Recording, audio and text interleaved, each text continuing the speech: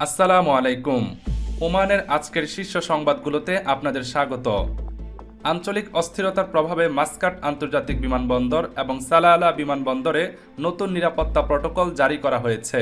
Oman air এবং সালাম এয়ারের বেশ কিছু আন্তর্জাতিক ফ্লাইটের রুট পরিবর্তন করা হয়েছে, যাতে করে বিপদকালীন আকাশসীমা এড়িয়ে চলা যায়। যাত্রীদের বিমানবন্দরে পৌঁছানোর অন্তত 4 ঘন্টা আগে চেক ইন সম্পন্ন করার এবং ফ্লাইট স্ট্যাটাস যাচাই করার পরামর্শ দিয়েছে সিভিল অ্যাভিয়েশন অথরিটি। এছাড়া সংকটের মধ্যেই সৌদি আরব ও ওমান রুটে ফ্লাইট সচল রেখেছে ইউএস বাংলা এয়ারলাইন্স। সৌদি আরবের রাজধানী রিয়াদ ও জেদ্দা এবং ওমানের রাজধানী মাস্কাটে নির্ধারিত সময়সূচি অনুযায়ী ফ্লাইট পরিচালিত হচ্ছে। এয়ারলাইন্সটি যাত্রীদের নির্ধারিত ফ্লাইট সময়ের 4 ঘন্টা আগে বিমানবন্দরে উপস্থিত হয়ে চেক ইন কাউন্টার থেকে বোর্ডিং পাস সংগ্রহের অনুরোধ জানিয়েছে। এদিকে ওমানের ভূখণ্ডে সামরিক হামলা চালানোর খবর অস্বীকার করেছে ইরান। দেশটির সশস্ত্র বাহিনী জানিয়েছে, বন্ধু ও প্রতিবেশী রাষ্ট্র ওমানে কোনো ধরনের সামরিক অভিযান চালানো হয়নি।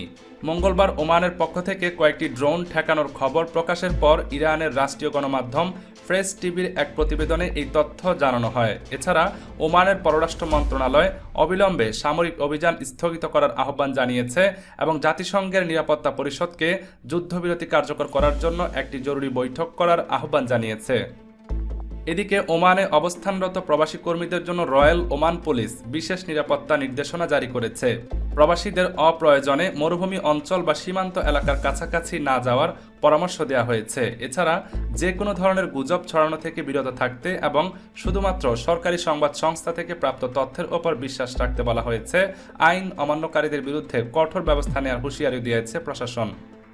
এছাড়া ওমানের সিভিল অ্যাভিয়েশন কর্তৃপক্ষ দেশ জুড়ে ড্রোন সহ সব ধরনের আকাশযান পরিচালনার অনুমতি সাময়িকভাবে স্থগিত করেছে। এই সিদ্ধান্তের আওতায় সরকারি, বাণিজ্যিক ও বিনোদনমূলক সব ধরনের ড্রোন পরিচালনা বন্ধ থাকবে। পাশাপাশি প্যারাগ্লাইডিং, প্যারামোটর এবং অন্যান্য আকাশ ক্রীড়া কার্যক্রমও স্থগিত থাকবে।